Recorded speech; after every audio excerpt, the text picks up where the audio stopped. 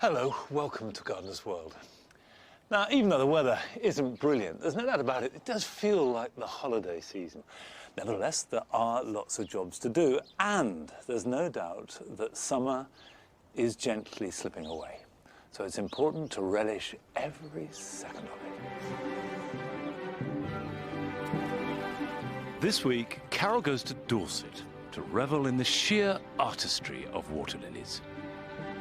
And it's these beautiful flowers which inspired some of the most celebrated paintings in the world. And we have another masterpiece. This one is a wall garden in North Yorkshire. It's a perfect example of how to create a grand display in a small space. Any art, and gardening is an art, then I think that's what it's about, blowing people's minds or blowing them out of their seats.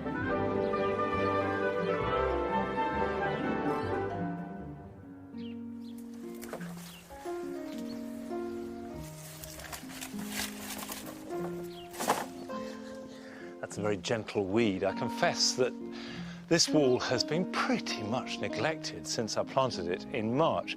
It's a wall that I hadn't used for 20 years, and it's a pity because it's a west-facing wall, very handsome, and the perfect background for a whole range of plants, particularly because west-facing walls, as well as being quite warm, tend to be wetter than others, and dryness at the feet of a wall is a problem. So if you're planting against the base of a wall, do remember to water. Now, what I've looked for here was to get a combination of plants that will give me flowers from spring right through to autumn. And I've used roses and clematis to that effect. So we've got a clematis here, Alba luxurians, little delicate flowers, slightly tinged with mauve, which are lovely, and coming into their own, and they'll go on flowering for another month or so. There's a rose new dawn, which is a really good old favourite, and rightly so. You have this lovely flower which will go on from June into October or even November, and almost evergreen leaves. In time, that will cover the whole of that area and work with the clematis. Another clematis here, which is John Huxtable, rather larger flowers. That's been going now for about 3 weeks. Another rose here, Madame Alfred Carrière, which does its best stuff earlier in the season and is delicate, but got a sort of fulsome body, and that will work in along this area. And then finally, Clematis paniculata. Not grown it before, and this is a froth of white flowers. It's a little on the tender side, but I'm hoping it will come up here into the tree. So the combination of the plants should work well, and where they are now, after this slightly chilly, wet summer, is actually fine. They're doing exactly what I would hope they would.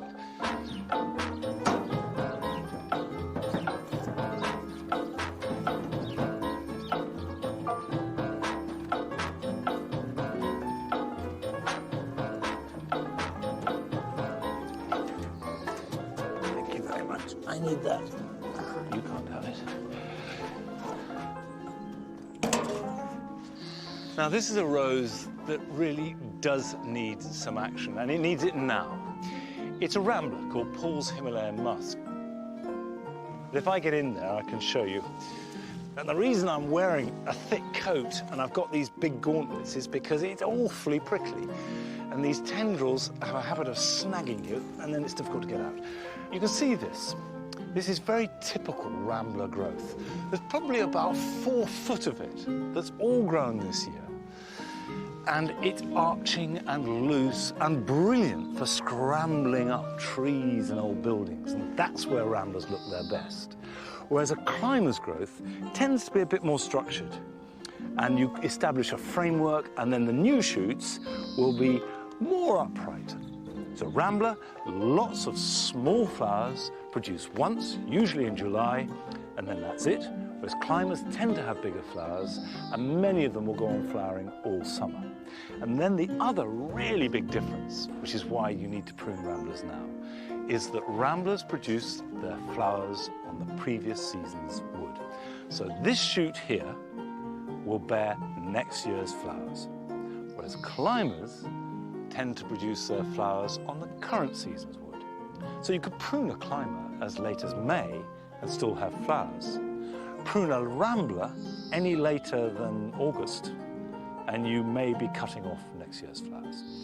However, having said that, I don't want to be spiked every time I come in the border. I need to restrain this thing. Ow! Ramblers will flower perfectly well without any pruning at all, but they do get out of hand. Pruning as soon as they finish flowering allows the new growth, which will produce next year's flowers, time to ripen. Look at that. This is all this year's growth. And if you've got a pergola or a fence, I suggest looking at a climber before a rambler.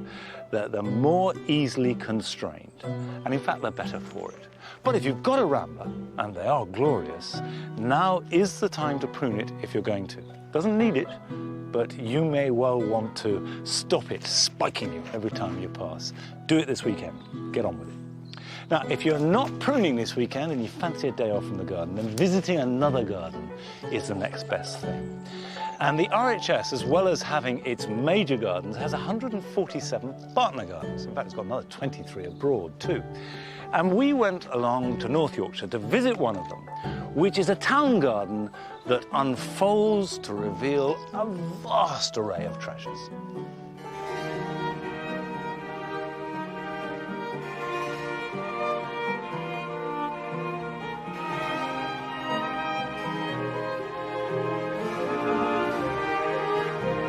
The site is so perfect. The terraces, the steps, the river in the background, the landscape beyond. People might think, well, it's about a third of an acre, that's not a very big garden. But in fact, we've probably got as much stuff in the garden, as much interest, as many gardens which are 10 acres. I would say the real signature mark of the garden is the intensity of planting. Every little nook and cranny has got something in it. Like many people, we overfilled the space, and we've spent probably the last 30 years taking things out. So, heartbreaking as it is, we've had to get rid of that. We've been taking things out, but didn't you buy 23 new hostas this winter? Yes, I did. That's my passion.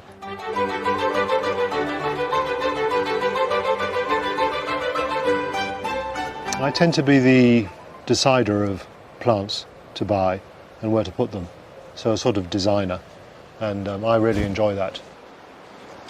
I can move a plant around or a pot around and it doesn't seem quite right, and he'll come out and say 5 inches to the left or 6 inches back, and it looks spot on, damn it. So he's got that designer's eye. One of the great things we're blessed with is walls and paving, which is taken out from what were the kitchens below, put out into the garden. So you've got this sort of very hard stone, York stone, gravel, high walls, and all those textures of green and shapes, which is just a joy.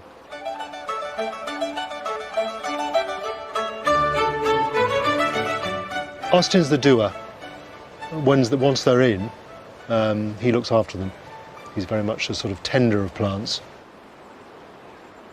This is Comtesse de Bouchard, and it's going around these lovely campanulas, which are standing up beautifully this morning, and the clematis is finding its own way up, a natural support there, look, which is rather fun. And the great thing about this technique is that instead of it being on artificial trellis work, it's just falling around naturally, and it will flower all over this area. This kind of slightly anarchic approach would irritate lots of people, I think, enormously. To keep it looking natural is a complete artifice, and you've got to really, there's a lot of work. You don't want it to look perfect, but you don't want it to be running away with you and on top of you. We're maybe rather old-fashioned. Our style is almost an Edwardian style of just exuberance and roses and very full and crazy. The top roses for me would be, I think, Maygold, which is on the balcony of the garden. It's actually planted at ground level, but it's right up onto the balcony. It's disease-free, almost. The flowers are beautiful in the bud. It's beautiful when it opens. Secondly, I would have to say probably the centrepiece of the garden is Rosa Helenae, which is a Himalayan climber. It's huge and it almost dominates the gardens. And then the scent fills the garden. Scent fills the garden. Early July, yeah. first half of July. Because of the walls and because of the aspect, which is south-southeast, the perfume of the garden on a warm, still day is just mind-blowing. We've often, thought, let's have a 20-acre garden, and now I think, thank God, we've got a third of an acre. But I call this a glorified window box. I don't really want 15 more acres whilst he's doing his Sudoku and I'm working on the garden. Several years ago, a nun came to the door and said, "Is this your garden?" "Yes." "Oh, it's just wonderful. I feel anointed all over with holy oils." I said, time to go back to the convent, sister. But hopefully it gives people that sense of uplift. Yeah, she'd been wowed. She'd been completely wowed, which is really what I said we were trying to aim to do with people, is to blow them away.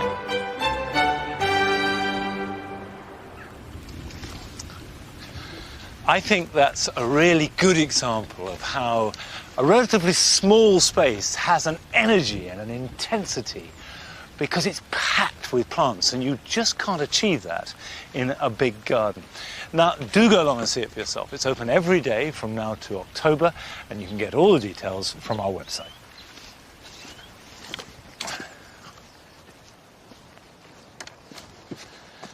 Talk to any vegetable grower and the first thing they'll tell you is what a hard year it's been, how difficult it's been with this weather. But the truth is, you deal with the weather you're given. There's nothing you can do about it. However, the runner beans have loved the weather. Runner beans like warm, wet weather. And whilst it hasn't been hot, it hasn't been particularly cold, and the wet is exactly their cup of tea. And this is a variety called White Lady, and due for picking. Now, I'm not interested in growing vegetable that's bigger than anyone else. What I'm really concerned with is that it tastes good. And so I don't mind picking runner beans when they're quite small. And if you keep picking them, rather like sweet peas, they will keep producing more of these lovely beans. These were plants raised indoors and planted out. And it's interesting that they are considerably ahead of the ones that I planted direct. Another crop that has benefited from the cool, wet weather is celery. Celery really likes it wet. And this is a self-branching variety. It's still got plenty of growth in it, but no reason why we can't start harvesting it now. And the easiest way to do that is with a knife and just cut it right across. Now, the plants are still quite small, so you're not going to get the great big stems that you can buy, but really delicious when cooked, and the fragrance of the celery is really intense. Now, I think delicious too. That'll be good. And those should go on growing quite happily into autumn, just like the runner beans. And if it dries out a lot, then it is important to keep watering them.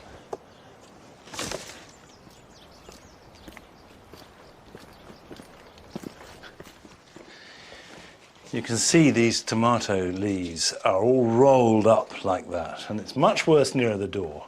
And as you come down the greenhouse, you get less and less of it, and that's because it's caused by temperature fluctuations. And the difference between the cold of the nights and the hot of the day, which obviously is going to be worse near the open door, will cause the leaves to roll up. It won't affect the crop, so don't worry about it if you've got it.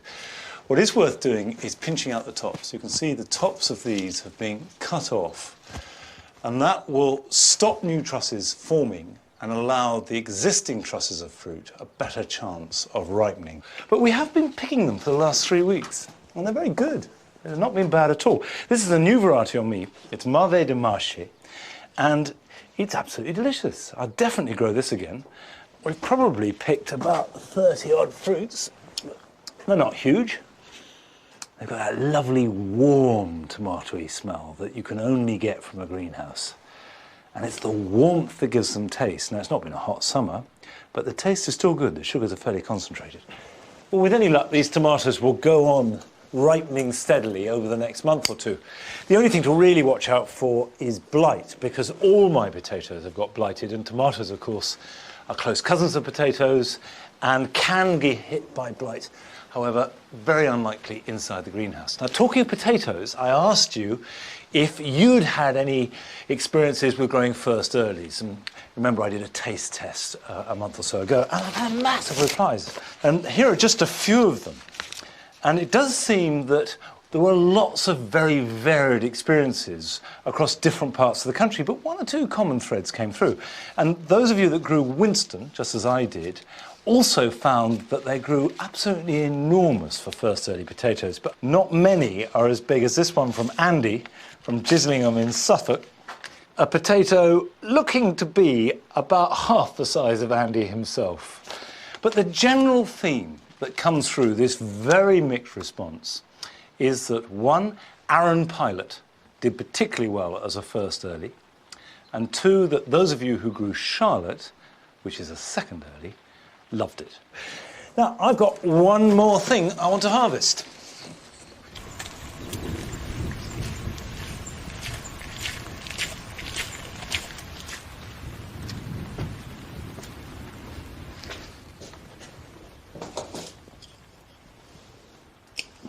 This is a small variety of cucumber called La Diva, and it proves to be a perfect size.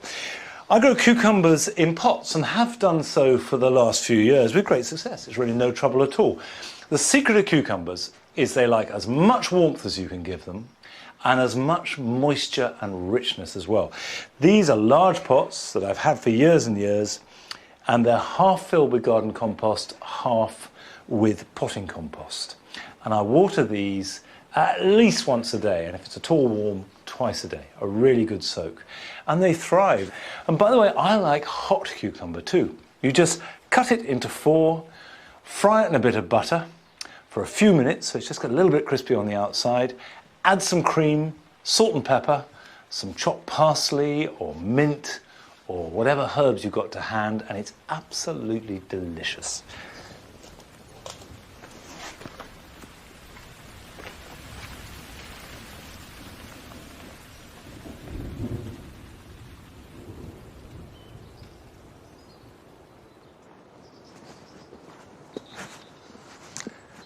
A couple of weeks ago, I cleared the silkweed from the pond and put in some oxygenators. And I'm pleased with the way that it reacted. There's a little bit of weed back, but that's because I left some in. I just didn't manage to get it all out. But believe you me, if I hadn't put any oxygenators in, I reckon that would have blanketed the whole area. Because once it starts spreading, it really grows fast. So that's the result. I'm very pleased with that. I'll tell you another really good thing, is that the water lilies have produced a bud. Now that's pretty exceptional in the first year. Normally you would expect that to happen in year 2 or even year 3 sometimes. So I can't wait to see that open. Not very dramatic, just one small flower, but it's all part of the excitement of the pond. Now if you do want to see dramatic water lilies, or dramatic plants of any kind, then you need to go and see a national collection. And Carol has been down to Dorset to see a national collection of water lilies.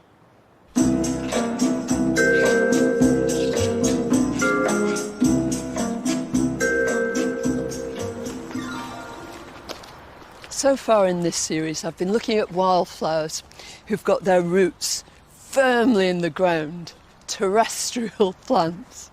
But today, I want to look at something which occupies an entirely different element, that of water. It's the water lilies, Nymphaeaceae. They take their name from the Greek word for nymphia, a water nymph, a mythological creature who lived in rivers, streams, ponds, lakes. And it's these beautiful flowers which inspired some of the most celebrated paintings in the world. Claude Monet's Les Nymphaeas, the water lilies. Of course, his water lilies were in his pools and ponds at Giverny. They were cultivated varieties, but those lilies, and all our water lilies, have their roots firmly in the wild.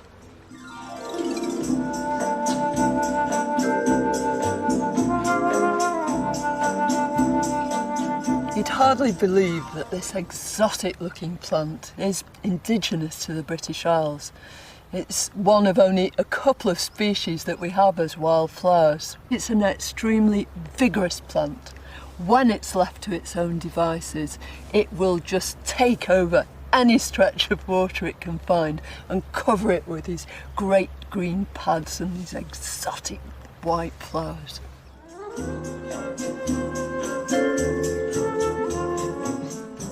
Think of water lilies and you imagine a whole array of colours that goes far beyond yellow and white. This is down to the life's work of one passionate Frenchman. Joseph Marliac devoted his life to the water lily. Using wild species as his starting point, he developed and hybridised over 110 new cultivars in a kaleidoscopic range of colour.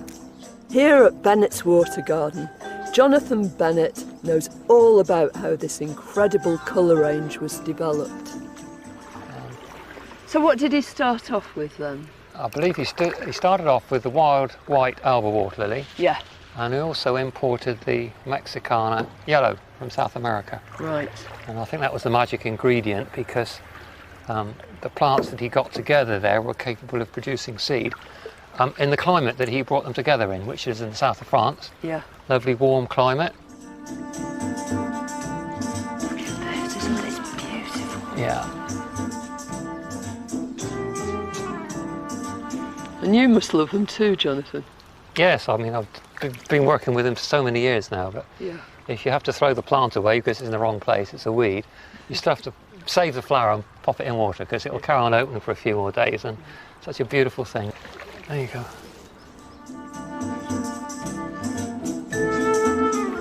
It's a beautiful colour, isn't it? Such perfection. What are the roots like? Apart from being ugly. Yeah, the chunks of rhizome down there, and then they've got the fine roots that spread right out through the mud. In this situation, they'll be spreading miles away from the plant. Bring in the food. That's it. Extract any nutrient from the base. And what about the leaves? They make a contribution too. Oh yeah, they're the food factory of the plant, and I think the unique thing with the aquatics is that they actually taking air down to the roots. There's not much air down in the mud. Right. And the stems have got these little tubes. That's it. Yeah. So it's not just photosynthesis, it's dragging some air in as well. Yeah. So which one is this? This is a Marliac one too? It is, yeah. This one's called Herman, and it's almost brilliant white, and it's grown for the. Well, I think the unique thing is about the star shape of the flowers, and those lovely apple green leaves. Something tells me this is a special favourite of yours. Yeah. I've got this one in my garden pond at home. Oh, well, that's a really good recommendation. Yeah, it is. Yeah. When you've got the pick of how many? Oh yeah, about 180 varieties. Oh, is yeah, that all? That's right. Yeah.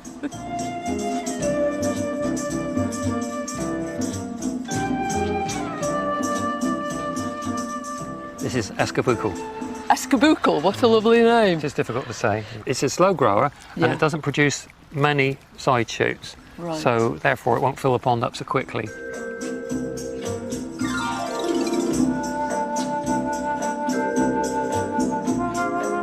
Joseph Marliac's breeding programme continued apace, but he needed somewhere, a broader platform to exhibit what he'd achieved so far. The opportunity arose when, towards the end of the century, in 1889, the World Fair was held in Paris, and he took his water lilies there and showed them off to huge public acclaim. One of the people who saw them there was the painter Claude Monet. He fell in love with them. He wanted to grow them, but more than that, he wanted to paint them.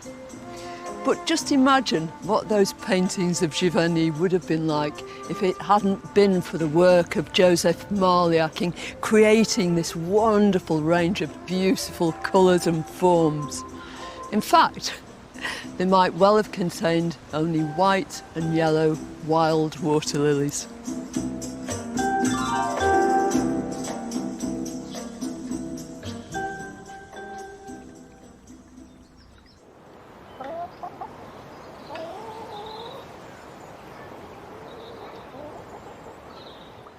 When I planted these water lilies, I set them up on layers of bricks because The idea is to have the water lily foliage just sitting on the surface. And if you've got deep water and a short plant, that's obviously not going to happen. You put them on the bottom and it's completely submerged. So by jacking it up, that gives it a chance to get the maximum light.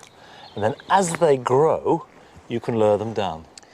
Now, if I lift this one up here, you can see that it's well clear of the water. I could drop that by about 6 inches.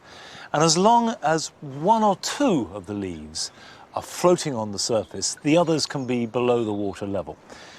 Now, the base of the pond is sloping and it's quite slippery, so I don't want to go falling over, which I'm sure will provide good entertainment, but not the desired effect. Move that to one side, set it down there, and then grovel around under the water for bricks. I put the bricks inside a plastic container so that they wouldn't fall over and damage the liner. There are 2. Right, 2 more.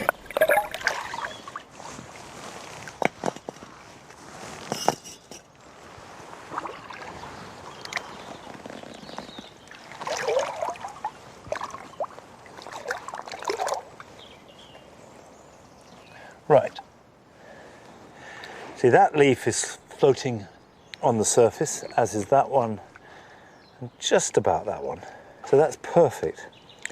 Still 1 brick to take out, and then it'll be sitting on the bottom. And I don't have to do that this year. This can stay all winter if need be, if they don't grow any more. But that now will encourage it to grow more and get more established and to spread out. Now, I'm going to move that one as well, but if you don't have a pond, here's some jobs you can still be getting on with this weekend.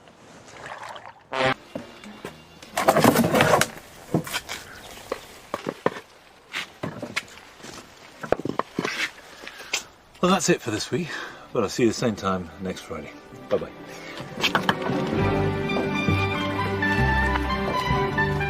Barbed wire fences divide, but hope and humanity unite next on BBC Two from an acclaimed novel, The Boy in the Striped Pyjamas.